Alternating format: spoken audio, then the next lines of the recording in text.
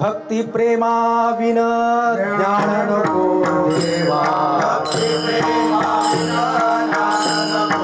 भक्ती प्रेमा win ज्ञान नको देवा अभिमान नित्य नवा तया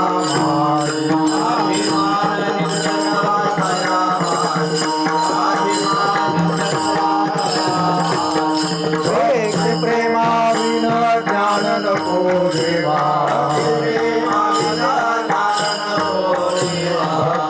प्रेमा विन ज्ञान नको देवा अभिमान निकळवा तया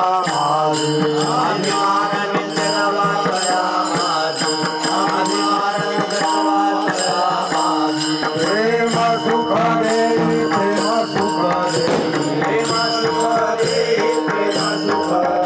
प्रेम सुख देई प्रेम सुख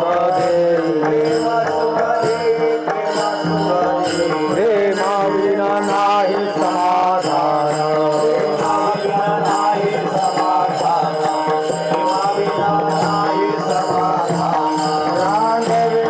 जीवे शृंगार पैकेला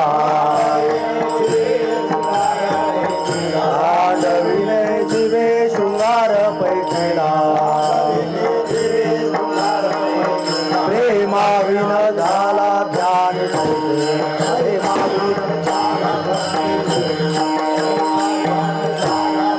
प्रेम सुख दे प्रेम सुख दे प्रेम सुख दे प्रेम सुख दे प्रेमा विन नाही समाधान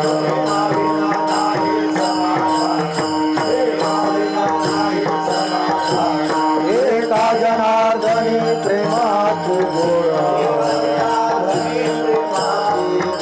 एका जनार्दनी प्रेमाची गोड अनुभवे सुरवार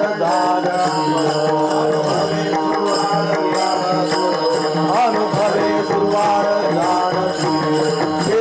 जनार्दनी प्रेमाची गोड एका जनार्दनी प्रेमाची गोड अनुभवे सुरवार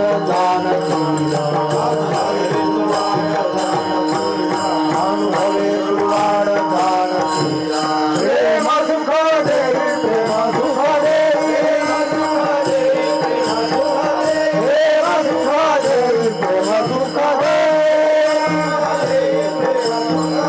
प्रेम विना नाही समाधान प्रेम विना नाही समाधान शोभार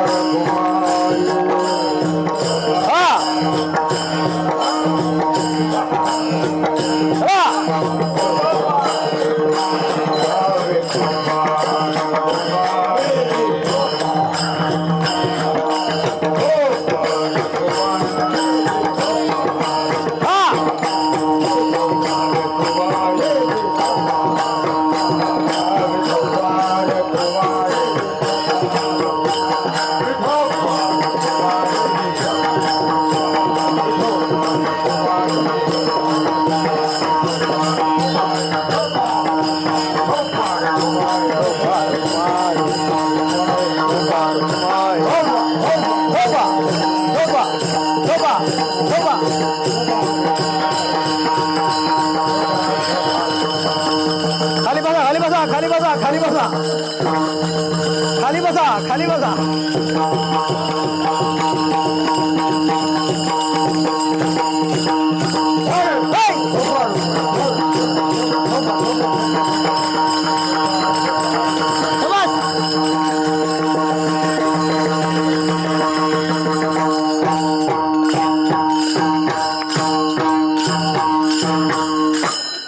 चला घुसले या इथं या. भक्ती प्रेमाविना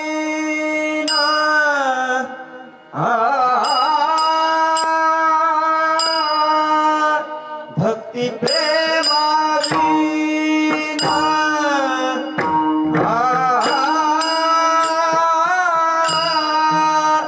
ज्ञान नको देवा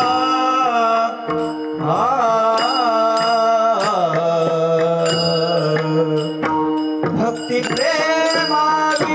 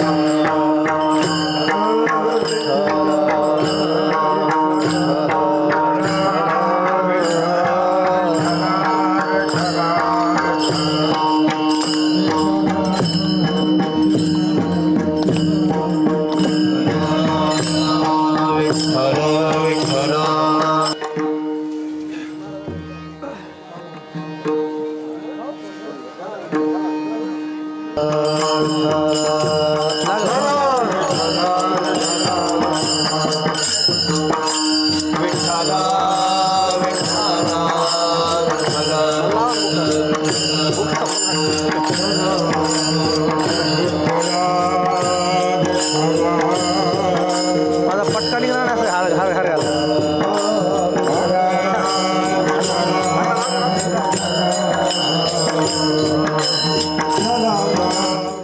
प्रेमाविन नाही समाधान. शांती ब्रह्म एकनाथ महाराजांचा हा अभंग, त्याला सुरुवात करण्यापूर्वी पांडुरंगाचं आपण स्मरण करूयात. आजच्या कथेचा विस्तार आपले गुरुवर्य जे आजच्या कीर्तनाला उपस्थित राहिलेले आहेत असे प्रकाश महाराज बोलले. आपल्या सगळ्यांचे गुरुवर्य गुरुघराणं रामचंद्र महाराज बोलले आणि अगत्यानं कीर्तनाला आलेले परमेश्वर महाराज बोलले. यांच्या ठाई नतमस्तक होतो. रामचंद्र महाराज भारती, त्यांचंही स्मरण आज होत आहे. ज्यांनी हाताला धरून या संप्रदायाच्या प्रवाहात सोडलं, त्यांचंही स्मरण करतो.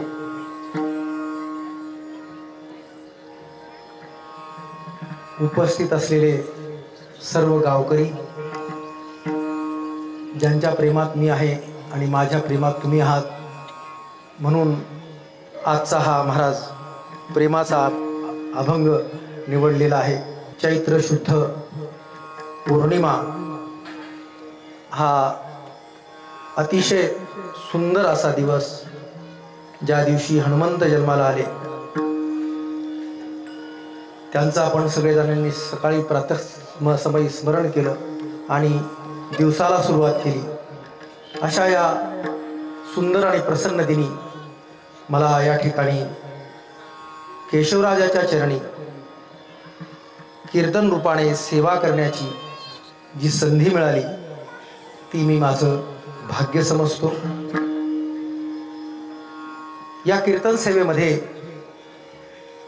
जे काही चूक असेल तर ते माझं आहे आणि जे काही बरोबर असेल ते सद्गुरूंचा प्रसाद आहे असं समजा. आजचा सेवेचा अभंग जो आहे तो फार सुंदर असा अभंग आहे. एकनाथ महाराज, ज्यांना आपण शांती ब्रह्म म्हणतो, त्यांचा हा अभंग त्यांनी पहिल्या चरणामध्ये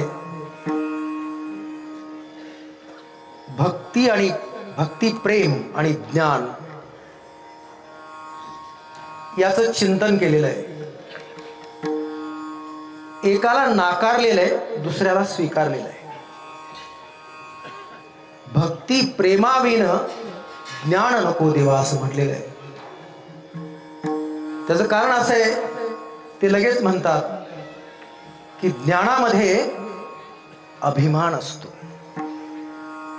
आणि अभिमान हा माणसाला फार उंच घेऊन जातो, माणसापासून तोडतो.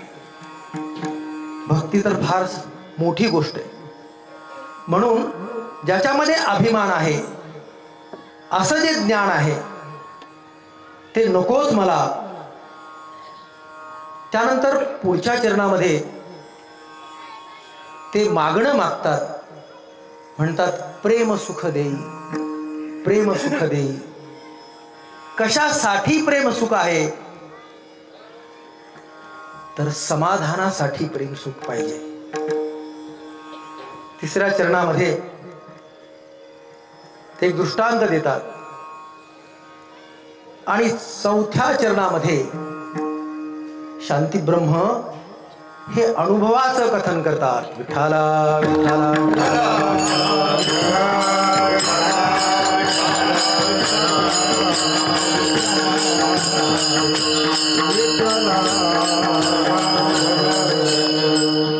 कीर्तनाला सुरू करण्यापूर्वी मी दासखेडचा आहे आणि कीर्तन माझ्या नसानसात भिनलेलं आहे. रामदास महाराजांनी सटकू सटकू शिकवलेलं आहे. त्याच्यामुळं पुलचट टाळकरी मला अजिबात आवडत नाही. मी स्वतःच टाळ फार सामर्थ्यानं वाजवतो, कारण टाळामध्ये भक्तीचं सामर्थ्य आहे आणि टाळीमध्ये भक्तीचं प्रेम आहे. हनुमानाच्या जयंतीच्या दिवशी भक्ती आणि शक्तीचं मिलन व्हायला पाहिजे की नाही महाराज, आहे की नाही? विठाला विठाला विठाला. मी आणि माझं याला जो विसरतो तो संन्यासी, बरोबर की नाही? ज्याला बघा आता हे आपण विसरतो का? मी आणि माझं आयुष्यभर आपण याला विसरतच नाही. कशाला आयुष्यभर? क्षणाक्षणाला विसरत. आयुष्य तर फार लांब मोठं गणित आहे. आपण क्षणाक्षणाला फक्त मी आणि माझाच विचार करतो, तर आपण संन्यासी कधी होणार? पण संतांनी आपल्याला संन्यासी होण्यासाठी संधी दिली आहे का? नक्की आहे. तुम्ही गृहस्थाश्रमी आहात, तुम्हाला पत्नी आहे, मुलं आहे, एवढं असून देखील संन्यासी होता येईल का? महाराज होता येईल की नाही? 100% होईल. तुम्हाला ते समजलं पाहिजे. परमार्थ हा अनुभवायचा आहे. फार खोलात जायची गरज नाहीये. परमार्थाचा अनुभव घेतला की माणूस परमार्थी होऊन जातो. तर माझं महत्वाचं तत्व जे सांगायचंय की ज्ञान कर्म संन्यास योग हा 5वा जो अध्याय आहे, त्याच्यामधून देखील माऊली ज्ञानियाची अनेक लक्षणं सांगतात. 6वा अध्याय हा अष्टांग योगाचा आहे. अष्टांग योगाला तर तुम्ही आम्ही कधीच सोडून दिलेलं आहे. अष्टांग योगाचं चिंतन ही खरी भारतीय संस्कृती मधली शिक्षण पद्धती होती. आताची शिक्षण पद्धती ही ब्रिटिशांनी आणलेली शिक्षण पद्धती, बरोबर की नाही? पुन्हा आपली मुलं आपण कुठं घालतोय? इंग्लिश शाळेमध्ये घालतोय. जगात जे शिक्षणप्रेमी आहेत त्यांनी लिहिलेल्या काही गोष्टी आपण जर वाचायला वेळ नाही म्हणा आपल्याला, परंतु वाचल्यात असं दिसतं की मातृभाषेतून मिळणारं शिक्षण हे खरं शिक्षण आहे. विठाला विठाला.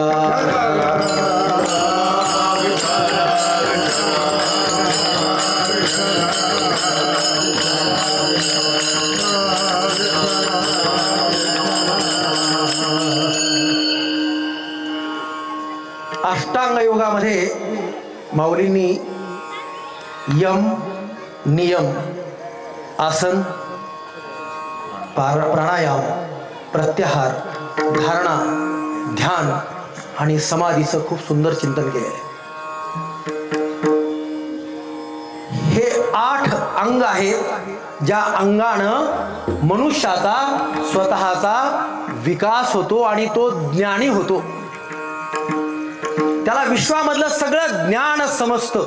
एखादं ज्ञान समजणं, तुम्हाला आणखी एक महत्वाची गोष्ट सांगतो की मी काही विषयाचा अभ्यासक आहे म्हणून सांगतो, हक्काने सांगतो की एका विषयातलं, समजा कुठलाही भौतिकशास्त्र असो, भौतिकशास्त्रामध्ये गतीचे नियम आहेत. गतीच्या नियमाचा अभ्यास जरी करायचा आपण ठरवलं तर कमीत कमी 10 ते 12 जन्म घेतले तरी गतीच्या विषयाचा अभ्यास होऊ शकत नाही. एक साधं चिंतन करू शकत नाही. मग हे एवढं विश्वातलं अफाट ज्ञान ज्याच्या कवेत येतं त्यालाच आपण ज्ञानी म्हणतो. ते कशाच्या माध्यमातून येऊ शकतं? तर ते अष्टांग योगाच्या माध्यमातून येऊ शकतं. त्यातला पहिलं साधन आहे यम. हे बघा, रचना करताना देखील पूर्वजांनी फार सुंदर पद्धतीने रचना केलेली आहे. त्यातली 2 अंग मी आपल्याला फक्त सांगतो. पहिला अंग आहे यम. यमाची रचना करत असताना, अर्थात यम म्हटल्यानंतर बऱ्याचशा लोकांना भीती पण वाटेल, हे काय आहे यम? यमाचं तर आपण नाव सुद्धा घेत नाही, बरोबर की नाही? परंतु यम या विषयाचं चिंतन करत असताना यम या विषयामध्ये 5 अंग आहेत. ती अंग कुठली आहेत तर ती सामाजिक अंग आहेत. म्हणजे व्यक्तीचा विकास हा पहिल्यांदा कसा झाला पाहिजे, समाजाभिमुख झाला पाहिजे. मी एकटा घडू शकत नाही, मला समाज घडवतो. नेहमी सगळ्या लोकांनी या गोष्टीचं आपल्या मनावर बिंबवून घेतली पाहिजे की मी एकटा घडू शकत नाही. माझं स्वतःचं व्यक्तिमत्व हे माझं एकट्याचं व्यक्तिमत्व नसतं, तर ते समाजाचं व्यक्तिमत्व असतं. विठ्ठला विठ्ठला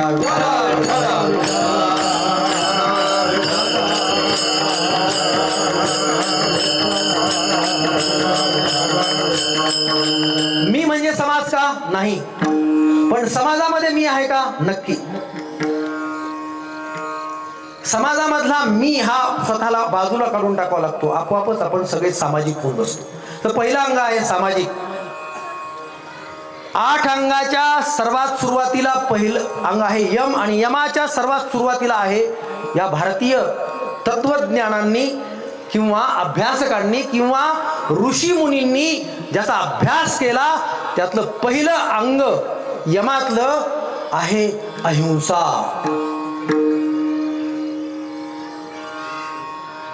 काय आहे अहिंसा. आपल्याला अहिंसा तर फक्त आपल्या हे इतिहासाची फार मुलं आम्ही अभ्यासक आहेत, आपल्याला वाटतं की अहिंसा फक्त महात्मा गांधींनीच शिकवली. मला असं ज्ञानेश्वरीचा सखोल चिंतन करेपर्यंत असंच वाटत होतं की अहिंसा फक्त कुणी आणली, महात्मा गांधींनी आणली. अहिंसा हे गीतेने सांगितलेलं तत्व आहे. यम या साधनापैकी पहिलं तत्व महाराज अहिंसा.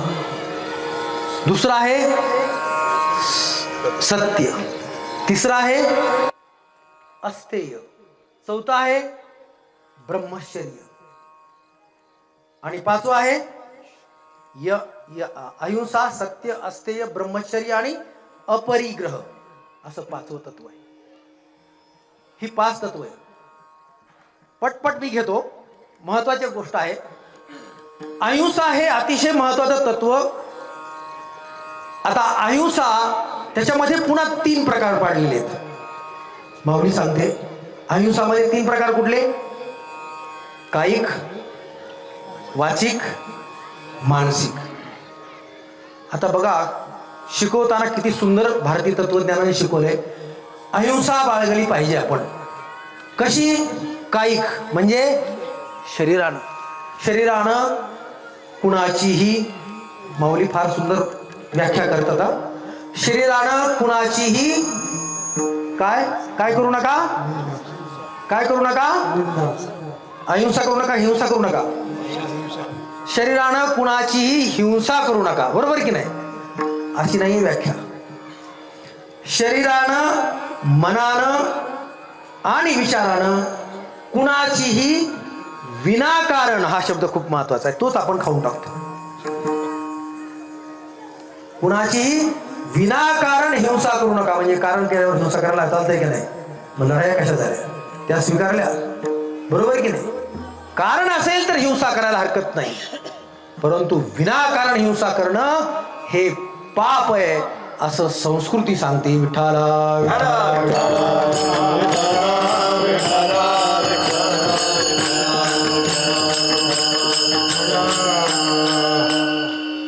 अहिंसा कायिक, वाचिक, मानसिक. कुणाचीही विनाकारण हिंसा स्वतःच्या तोंडानं करू नका. सकाळपासून संध्याकाळपर्यंत विचार करा, आपण विनाकारण कोणाची हिंसा करतो का? बघा, शेजाऱ्याची हिंसा करतो का विनाकारण? मित्राची करतो का? नातेवाईकाची करतो का? आणि करत जर असाल तर पाप करत आहात. विठ्ठला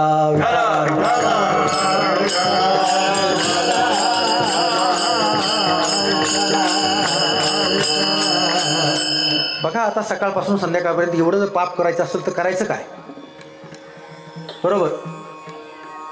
नंतर आहे पुढचं तत्व अहिंसा नंतर सत्य. सत्य बोललं पाहिजे. त्याच्या पुढचं तत्व आहे अस्तेय, म्हणजे कुणाची चोरी करता कामा नये किंवा खोटं बोलता कामा नये. अस्तेय म्हणजे खोटं बोलू नका. आता त्याच्या पुढचा तत्व आहे ब्रह्मचर्य. इथं फार मोठा गफलत आहे. मी ज्ञानेश्वरी वाचेपर्यंत ब्रह्मचर्य म्हणजे लग्न न केलेला माणूस असं गृहीत धरत होतो. म्हणजे तो ब्रह्मचारी आहे. साप खोट. ज्ञानेश्वरी वाचा म्हणजे समजल ब्रह्मचारी म्हणजे काय. मग संसारी माणूस ब्रह्मचारी होऊ शकतो हे आपल्याला ज्ञानेश्वरी वाचल्यानंतर समजतं. अरे मी पण ब्रह्मचारी होऊ शकतो. आज आपण ब्रह्मचारी असलेल्या हनुमानाच्या जन्मदिवशी या विषयाचं चिंतन करत आहोत. ब्रह्मचारी म्हणजे काय. या विश्वामध्ये म्हणालो मी, माऊलींनी हा शब्द वापरलाय. या विश्वामध्ये मी जगत असताना जे माझं नाही ते मी स्वीकारणार नाही, तो झाला ब्रह्मचारी. माऊलींसाठी एकदा टाळ्या होऊ जाऊ देत. नवीन शिकवलं ना. जे माझं नाही ते मी स्वीकारणार नाही. आता बघा, जे माझं नाही ते मी स्वीकारणार नाही तर माझ्या भावाचा भाग मी कसं काय करू शकतो. बरोबर की नाही. इथपासून सुरुवात होऊ शकते, मग ती फार लांब जाईल सुरुवात. एकच गोष्ट लक्षात ठेवायची, जे माझं नाही ते मी स्वीकार नाही, मी ब्रह्मचारी 100% झालो माऊलींच्या भाषेत. आता यातलं शेवटचं आणि अतिशय महत्वाचं तत्व आहे अपरिग्रह. हे तत्व किती सुंदर रचना केलेली आहे तत्कालीन ऋषी मुनींनी, आणि ते वाचल्यानंतर अक्षरशः मन भारावून जातं. अपरिग्रह याचा मी तुम्हाला अर्थ सांगतो. अपरिग्रह म्हणजे मला जेवढं हवं आहे तेवढ्याच गोष्टीचा मी संचय करेल, त्याच्यापेक्षा जास्त गोष्टीचा मी संचय करणार नाही. मला संसारात जगत असताना ज्या ज्या गोष्टीची अत्यंत आवश्यकता आहे तेवढीच गोष्ट मी माझ्याजवळ ठेवेल. शिवताई, काऊताई किंवा काऊ दादा 10 पोते गहू, 10 पोते तांदूळ स्वतःच्या घरात ठेवतात का बघा. कुत्र्याला कधी विवंचना आहे का की उद्या मी कसं काय आता खायचं कसं होईल बाबा माझं. या जगामध्ये जी पंचमहाभूत आहेत त्यांनाही कधी चिंता त्यांनी केली नाही, कारण चिंता वाहणारा तो आहे योगक्षेमं वहाम्यहम्. चिंता वाहणारा तो आहे. आपण अपरिग्रह कधी साध्य करू. केवढं मोठं ज्ञानाचं कोठार तुमच्या माझ्या समोर ठेवलं की हे पहिलंच तत्व जर अहिंसा आम्ही स्वीकारलं असतं तर आमची शिक्षण पद्धती आमूलाग्र बदलली असती आणि आज भयानक असलेली सामाजिक विदारक परिस्थिती दिसली नसती. विठाला विठाला.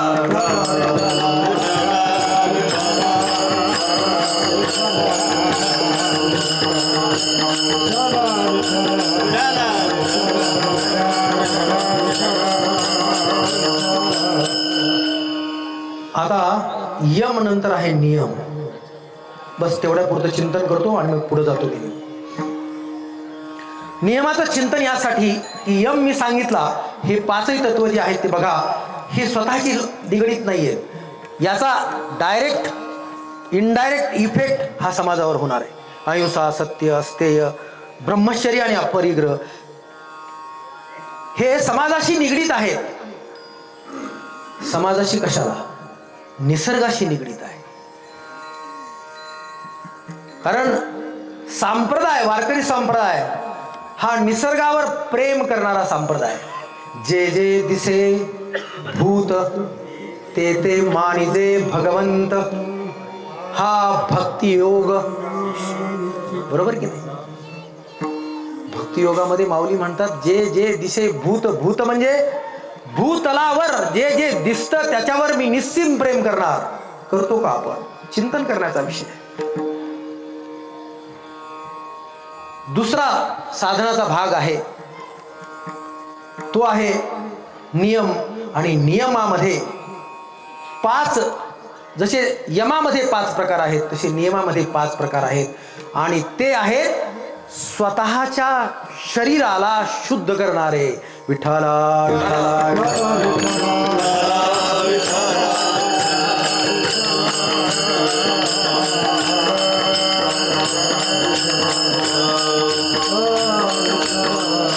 या 2च साधनांच्या माध्यमातून जरी आपण उपासना केली असती तर आज वेगळी परिस्थिती आपल्याला दिसली असती.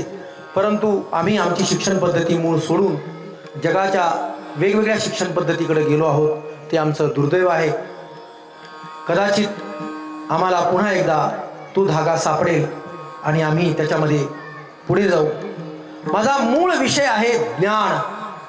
तर ह्या ज्ञानासाठी, ज्ञान प्राप्त करण्यासाठी या सगळ्या गोष्टींची उपासना करावी लागते, तेव्हा ज्ञान प्राप्त होतं. मग एवढं सगळं करून प्राप्त झाल्यानंतर देखील शांती ब्रह्म असलेले एकनाथ महाराज ज्ञानाला नको का म्हणतात?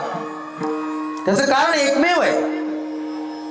त्याचं कारण एकमेव आहे की ऋषी मुनींनी जे अभ्यासपूर्वक ज्ञानाची प्रतिष्ठापना केली त्याप्रमाणे आचरण करण्यासाठी संतांना जन्म घ्यावा लागतो. बोलिले जे ऋषी आम्ही वैकुंठवासी आलो याच कारणासी. आम्ही वैकुंठवासी आलो याच कारणासी. आम्ही वैकुंठवासी आलो याच कारणासी. आम्ही वैकुंठवासी आलो याच कारणासी.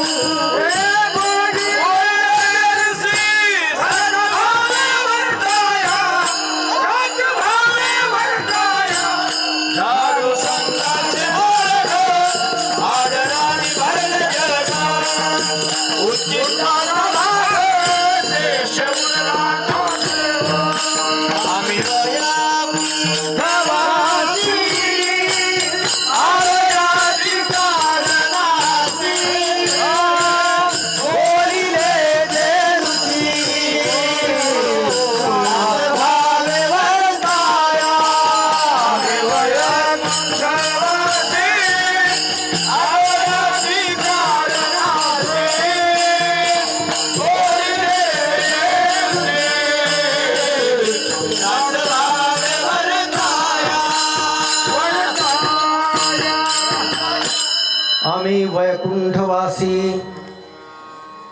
वैकुंठवासी वैकुंठात राहणारे संत तुकाराम असतील, संत नामदेव असतील, एकनाथ असतील, ज्ञानेश्वर माऊली असतील, ते खाली आले. कशासाठी आले? कारण तुम्हाला आणि आम्हाला त्यांना एक मार्ग दाखवायचा होता. तत्वज्ञानाची बैठक झाल्यानंतर पुन्हा मार्ग कुठला दाखवायचा आहे? या वारकरी संप्रदायाचा पाया हा नाथ संप्रदायाच्या तत्वज्ञानावर अधिष्ठिला गेलेला आहे. नवनाथ अतिशय कडक कसा त्यांचा स्वभाव होता. घोर तपश्चर्या करून ते विश्वातील ज्ञानाला स्वतः जवळ घेत होते.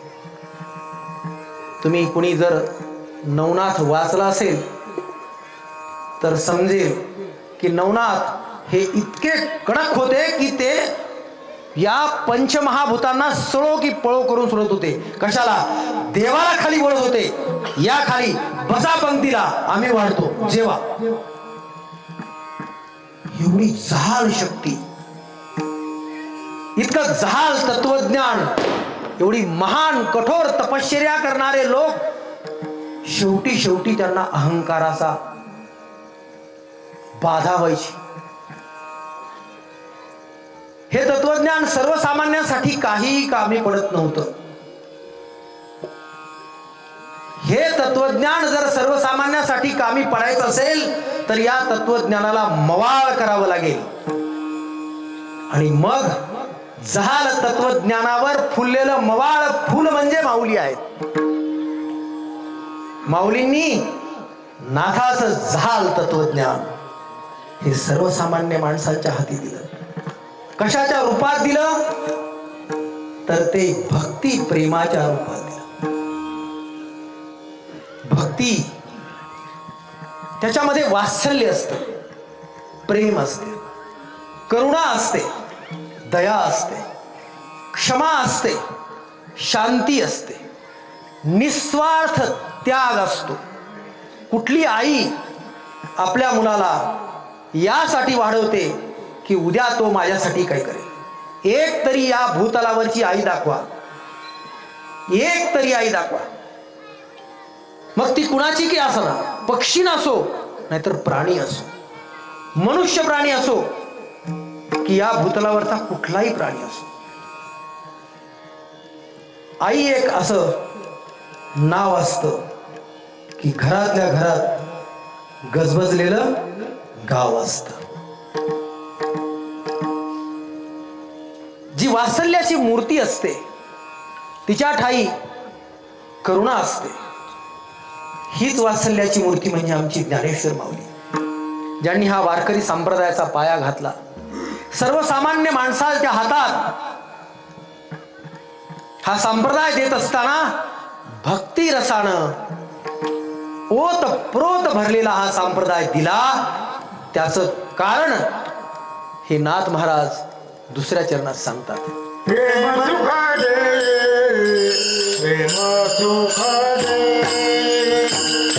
प्रेम सुख दे, प्रेम सुख दे, प्रेम सुख दे, प्रेम सुख दे, प्रेम सुख दे, प्रेम सुख दे,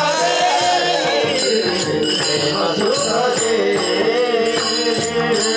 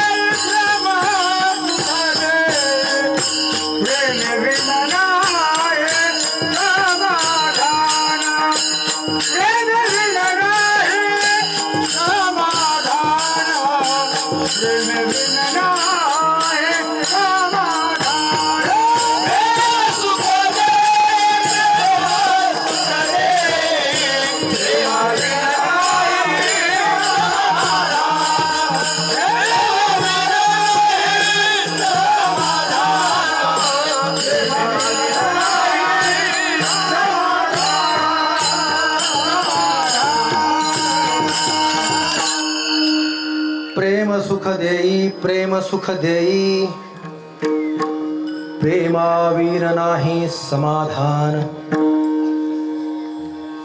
प्रेम कशासाठी हवंय तर ते समाधानासाठी आहे. लहानाचं आपण मोठं होत असताना आपण वेगवेगळ्या माध्यमातून शिक्षण घेत असतो आणि आपण समाधानासाठी प्रयत्न करत असतो, बरोबर की नाही? आज का यावर्षी ज्वारी लावली समाधान होईल, आपलं बाजरी लावली समाधान होईल, टोमॅटो लावले समाधान होईल, डॉक्टर झाला समाधान होईल, इंजिनियर झाला समाधान होईल, अधिकारी झाला समाधान होईल, व्यापारी झाला समाधान होईल, उद्योजक झाला समाधान होईल. रस्त्यावरच्या भिकाऱ्यापासून ते अंबानीपर्यंत सगळ्यांना उभा करून जर आपण विचारलं काय तू समाधानी आहेस का, बघा, आत्मचिंतन करा. समाधान फक्त एकाच ठिकाणी आहे आणि वैष्णवाचे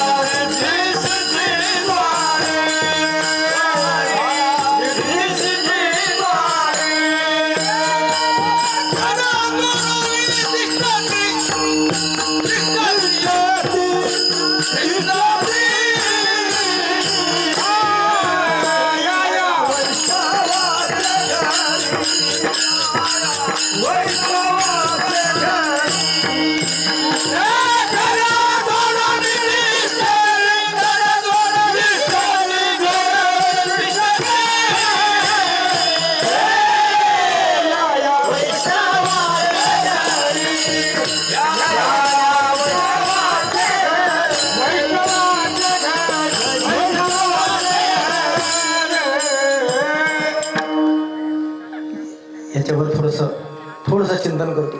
रिद्धी सिद्धी द्वारी कर जोडोनी तिष्ठती. त्याच्या पुढे काय म्हटलं का? हा खूप महत्वाचा भाग आहे. संत रिद्धी सिद्धी समोर उभे असताना ज्ञानेश्वरीच्या 6व्या अध्यायाचं चिंतन पुन्हा समोर येतं. रिद्धी सिद्धीला संत कवडी किंमत देतात. रिद्धी सिद्धीला ते कधीच स्वीकारत नाही. माऊली म्हणतात त्याच्याकडे पाहू पण नका, म्हणून रिद्धी सिद्धीद्वारी कर जोडणे तिथपर्यंतच, अलीकडे नाही, नो प्रवेश. आपण तर देवाला जातो ते मागण्यासाठी करतो की मला हे दे, मला ते दे. देवाला पैसे पण देतात काही लोक, बरोबर की नाही? देवाला सोनं देतात काही लोक. पत्रम पुष्पम फलम तोयम. गीता वाचली की समजतं. अरे आता आपल्याकडं इथं भारतामध्ये रुपयाची जी किंमत आहे ती आपल्याला वाटू शकते.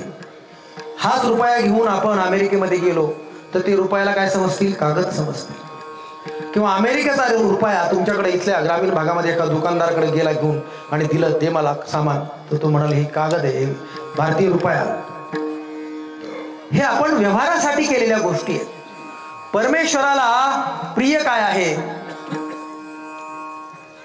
तर भाव शुद्ध हा प्रिय आहे.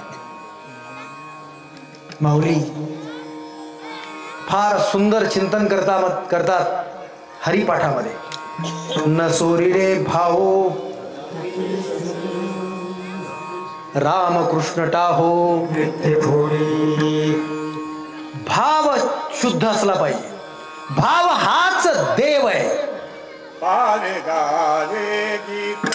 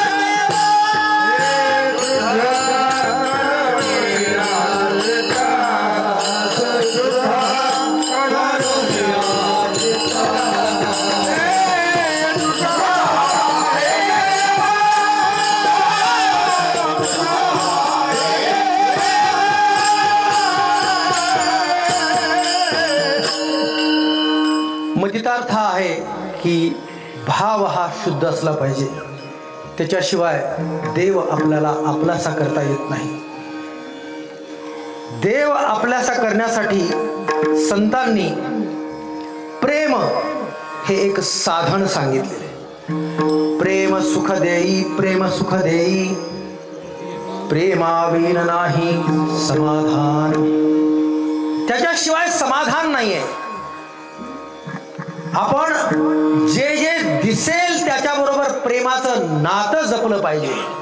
हाच भक्तियोग आहे. कुणीही असो, नावं ठेवणं हा स्वभाव अत्यंत वाईट आहे. मग ते पक्षाला असो किंवा पशुला असो, माणसाला असो किंवा जनावराला असो. आजपासून आपण हा निश्चयच केला पाहिजे की प्रेम दिलं की भगवंत मिळणार आहे. मग कुणालाही द्या, प्रेम वाटत फिरा. प्रेमामध्ये सामर्थ्य आहे. ज्ञानानं हा संसारामध्ये अडकलेला जो जीव आहे तो मुक्त होऊ शकतो. ज्ञान हे कष्टसाध्य आहे. योगियाच्या ध्यानी ध्याताना तुळसी तो तू आम्हा पाशी. हे सामर्थ्य फक्त संतातच आहे आणि अतिशय प्रेमानं. बघा ना, आपल्या संप्रदायामध्ये इथपासून ते आतपर्यंत नामदेवा नामदेव कीर्तन करी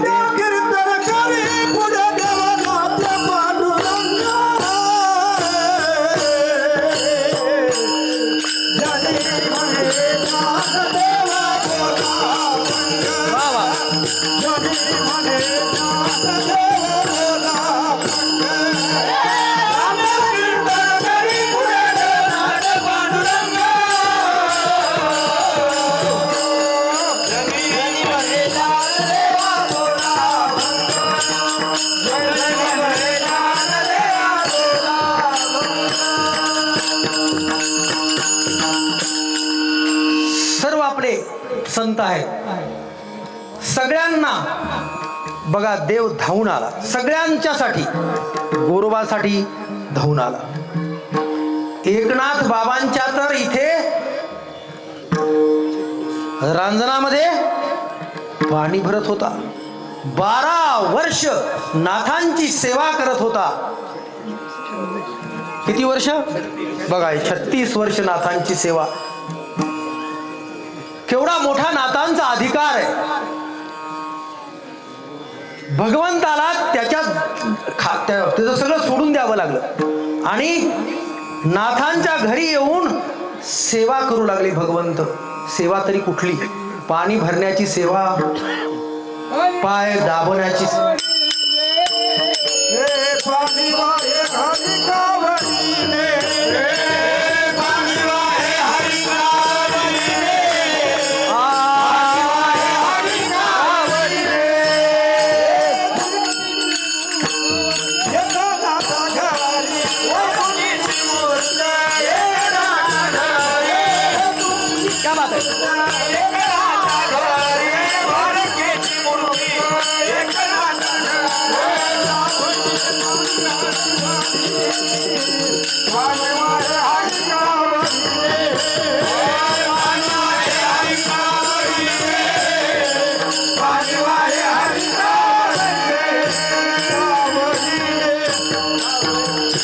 बाबा, तुमचा निरागसपणा खूप आवडला. विठ्ठला विठ्ठला.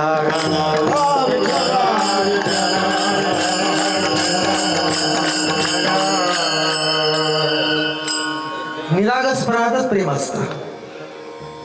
बघा का बालक बोबडा बोली.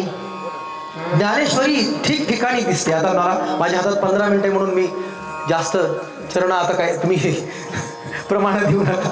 का बालक बोबडा बोली की वाकुडीच बिचुकी पावली चीज करुणी माऊली.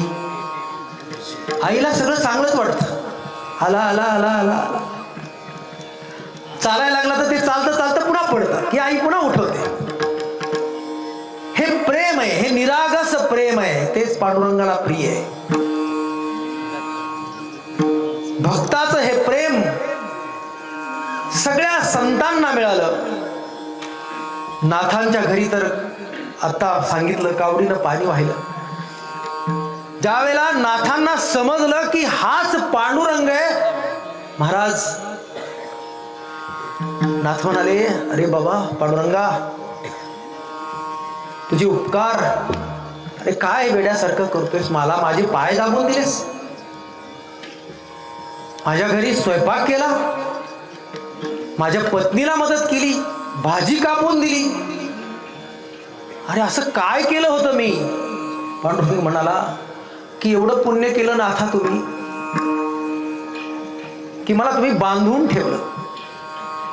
म्हणून फार एक सुंदर वाक्य आहे की ज्ञानानं बद्ध जीव, संसारामध्ये अडकलेला जीव हा मुक्त होऊ शकतो. पण भक्ती प्रेमाचं असं सामर्थ्य ना महाराज की ब्रह्मांडाचा नायक त्याला समोर आणून तो आनंदाने नाचू शकतो. भक्ती प्रेमामध्ये सामर्थ्य आहे, ही शक्ती आहे. आणि म्हणून ज्ञानानं बद्ध जीव मुक्त होतो, तर भक्ती प्रेमानं मुक्त परमात्मा बद्ध केला जातो. विठ्ठला विठ्ठला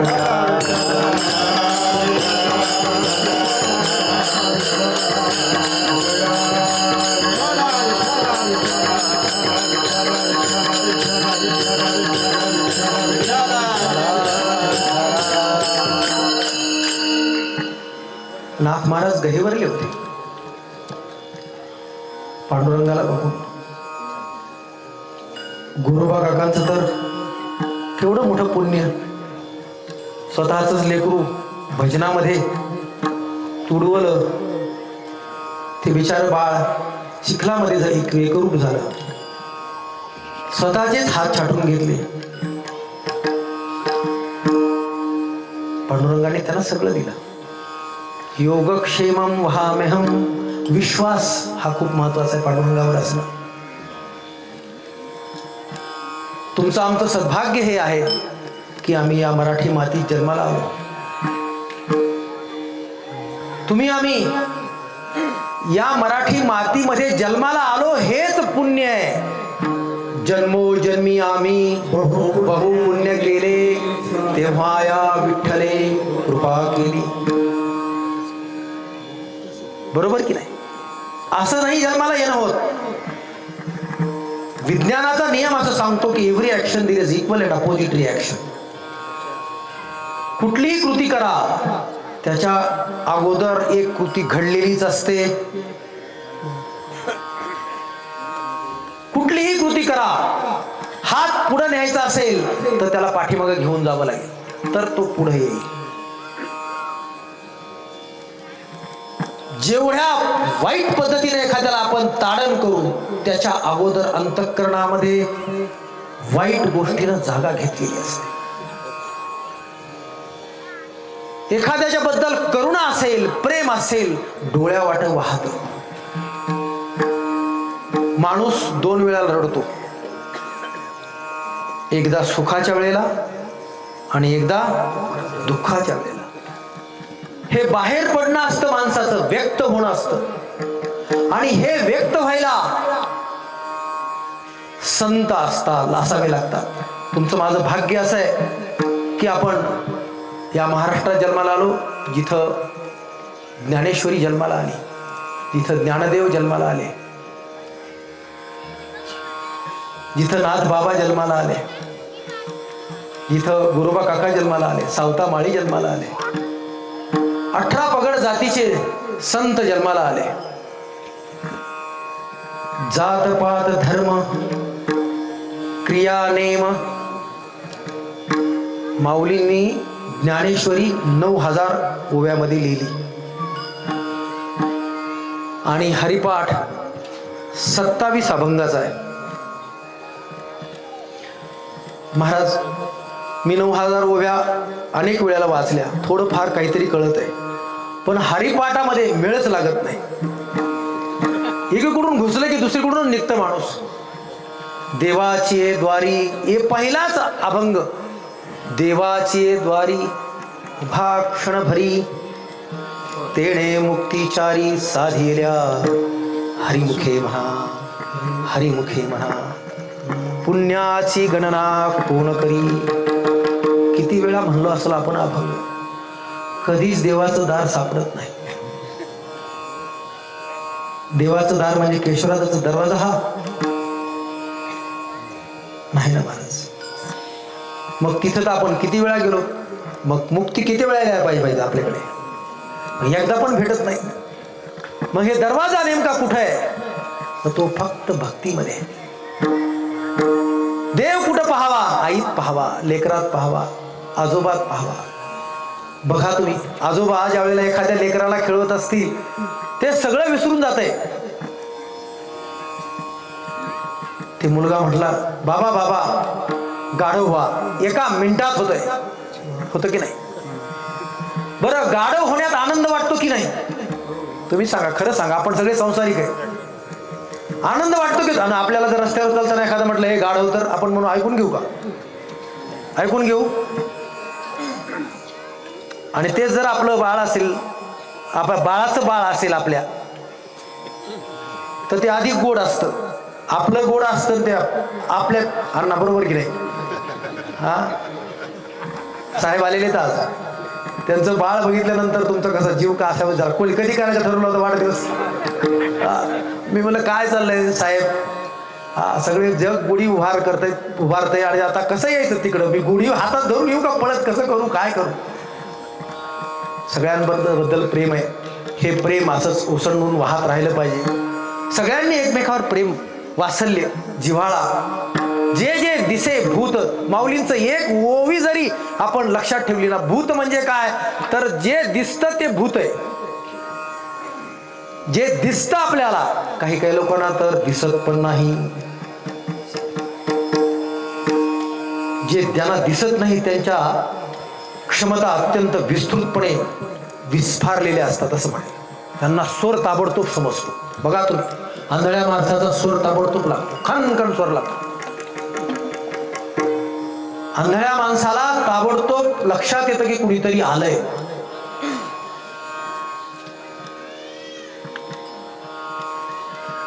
मुकी प्राणी त्यांना लक्षात येतंय की आता भूकंप होणार आहे. आपल्याला भावना शून्य झाल्या महाराज.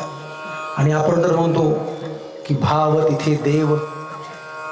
भावना जर चांगल्या ठेवायच्या असतील तर प्रेम करायला शिकलं पाहिजे. आणि प्रेमामध्येच सर्व काही आहे. एक वेळेला ज्ञानी नसला तरी चालेल, परंतु प्रेम करायला शिकलं पाहिजे. आणि प्रेम ही कशाची गोष्ट आहे, तर ती अनुभवण्याची गोष्ट आहे. प्रेम बाजारात छटाक पावशर आतपाव 1 लिटर 2 लिटर मध्ये मिळत नाही. शेवटच्या चरणामध्ये नाथबाबा म्हणतात, एका जनार्दने प्रेमाची गोड, एका जनार्दने प्रेमाची गोड, एका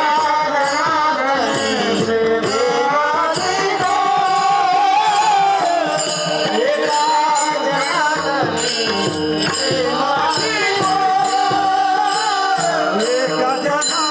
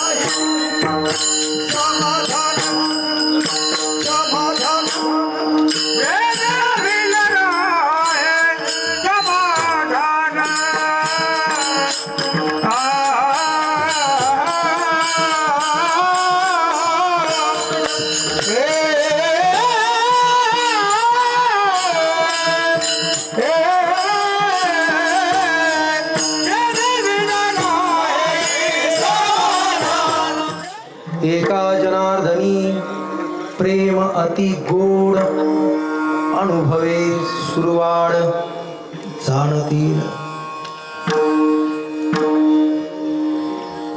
जे संत आहेत ते तर सोडून द्या, परंतु जे लोक सर्वसामान्य आहेत त्यांना देखील प्रेम गोडच लागणार. प्रेमामध्ये सामर्थ्यच असं आहे की ते गोडच लागतं. आणि या कलियुगामध्ये प्रेमासारखं दुसरं दान नाही. ते आपण एकमेकाला देऊया. या नामस्मरणामध्ये, त्याच्या चिंतनामध्ये आपण रमून जाऊया असा संकल्प केला पाहिजे. आपल्याला मोठं घराणं लाभलेलं आहे, गुरु घराणं. महाराजांचं पाठबळ आपल्या सगळ्यांच्या पाठीशी आहे. परमेश्वर महाराजांकडे बघितलं की मला नेहमी रामचंद्र महाराज बोधलेंची आठवण येते, असं मी महाराजांना पण सांगत असतो. आबा हे नेहमी आम्ही लहानपणी इथं खेळत असायचो पडवीवर, त्या मंदिराच्या बाहेर. तर आबांचं चालणं, आबांचं बोलणं, आबांचं बघणं, आबांचं हसणं ते इतकं निरागस होतं, ते मनात नाही अंतःकरणामध्ये हत्तीचं पाऊल जसं वाळूवर उमटावं तसं खोल अंतःकरणात उमटलेलं. आणि परमेश्वर महाराजाकडे बघितलं की त्याची पुन्हा हेच, पुन्हा तेच हसणं, तेच बघणं, तोच निरागसता अंतःकरणामध्ये, चेहऱ्यावर तोच प्रेमळ भाव, नजरेमध्ये तीच कृपादृष्टी. त्यामुळे आमच्यासाठी आबा परमेश्वर महाराज तुम्हीच आहात. आता प्रकाश महाराजांचे आशीर्वाद तुम्हाला मिळाले. एवढा मोठा जनसागर त्यांच्या पाठीमागे उभा राहिला. त्यांच्या प्रेमामध्ये आपण सगळे आहोत.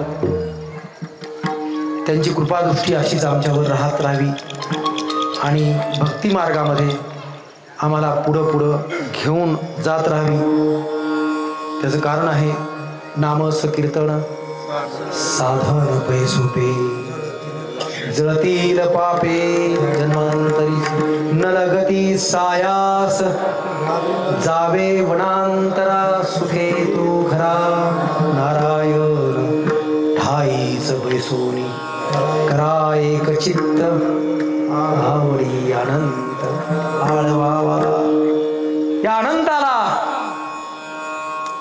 दोन हात रिकामे करून, दोन हात वरती करून आवडीने आळवावा. आवडीने भावे हरिनाम घेसी, तुझी चिंता त्यासी. माऊली काय एक एक अभंग असा आहे की असा अंतःकरणात असा खोल. आम्हाला तो काकडा आठवतो. या मंदिरामधला काकडा असा सुंदर दादा महाराज म्हणायचे. एक 5-6 लोकच असायचे काकड्याला. गजबा असायचे. त्यांनी आम्हाला धरून उठवायचं आणि बस काकड्याला. असा अंतःकरणात काकडा रुजलाय, तो बाहेर निघतच नाही. मी काही झालो असतो तरी तो बाहेर निघलाच असता. अधिकारी कर्मधर्म संयोगानं झालेलो आहे. परमेश्वराची कृपा आहे. केशवराज महाराजांची आणि बोधले संप्रदायाचे रामचंद्र महाराज, भारती रामदास महाराज यांना आपण म्हणतो, त्यांचे आशीर्वाद आहे. त्यांच्या कृपादाने हे कथेचा विस्तार केला. मी माझ्या आयुष्याचा विस्तार केला. त्यांचाच कृपा प्रसाद तुम्हालाही मिळालेला आहे, मलाही मिळालेला आहे. आजची सेवा महाराज पहिली सेवा आहे. चुकलं असेल तर ते माझं चुकलेलं आहे, बरोबर असेल तर सगळं तुमचं आहे. तुम्ही सगळे मायबाप माझ्या पाठीशी.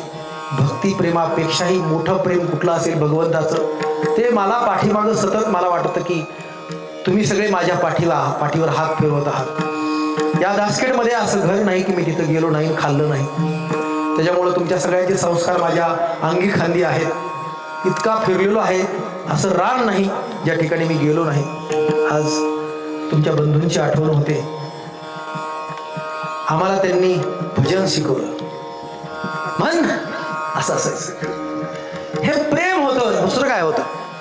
हेच भक्ती प्रेम आहे. आम्हाला चुकलं तर चुकलं म्हण. काय महाराज या भूमीमध्ये किती सुंदर सुंदर ते आमचे सुतार अंबादास नाना झोपलेले असायचे, झोपलेले. आणि कुणी तालात चुकला, सुरात चुकला की नाना टटकन उठून बसायचे. तुझ्या बापाने म्हटलं होतं काय? बरोबर की नाही साहेब? घाम फुटायचा, अंबादास नाना बाजूला बसलेले, झोपलेले. त्याच्यामुळं सगळ्यांचे ताल स्वर. तुम्हाला बघितलं की भगवंत दिसतो. मनोहर, दोन्ही मनोहर आहेत. तुम्ही मनोहर, दादाही मनोहर. तुम्ही नेहमी आमच्यासाठी प्रिय आहात. सगळेच सांप्रदायिक मंडळी माझ्यासाठी प्रिय आहे. भाऊसाहेब आप्पा असतील, तुम्ही असाल. तुमचे ज्ञानेश्वरीचे स्वर माझ्या अंतःकरणात आणखी रुंजी घालतात. सकाळी पहाटे 5 वाजता रामदास महाराज, काय मूर्ती होती रामदास महाराजांची, आजही आहे. ते तेज डोळ्यात आणखी तसंच आहे.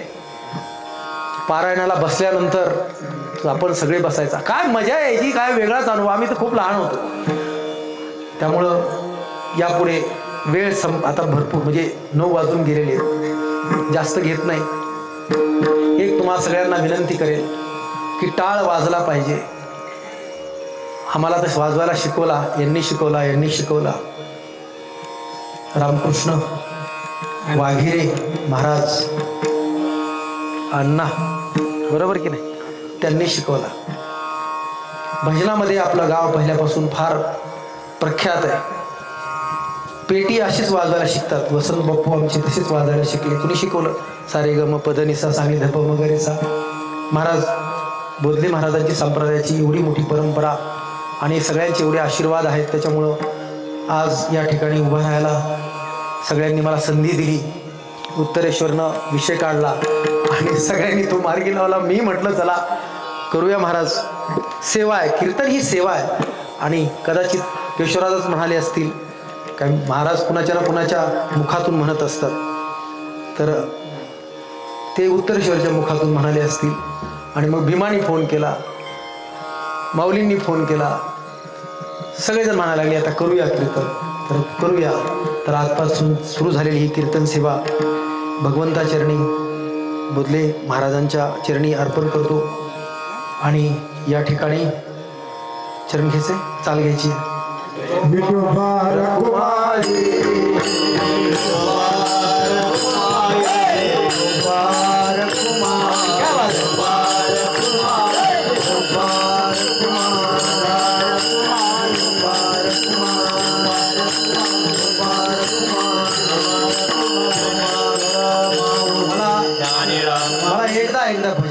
जबरदस्त झालं पाहिजे. एकदा सगळ्यांनी मिळून करूया, कारण भक्ती प्रेमाने आपल्याला जे काय मिळणार आहे ते मिळणार आहे. म्हणून एकदा विठोबा रखुमाई,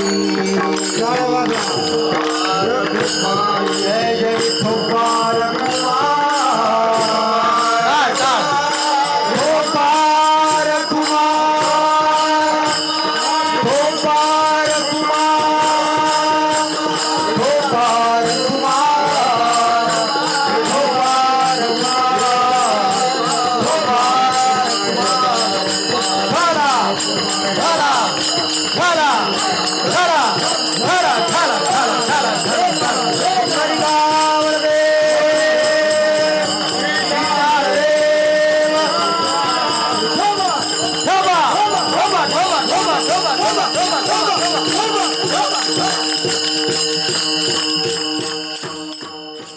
भक्ती प्रेमाविना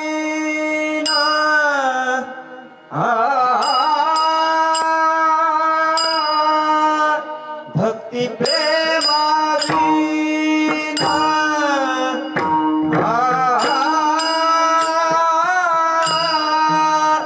ज्ञान नको दे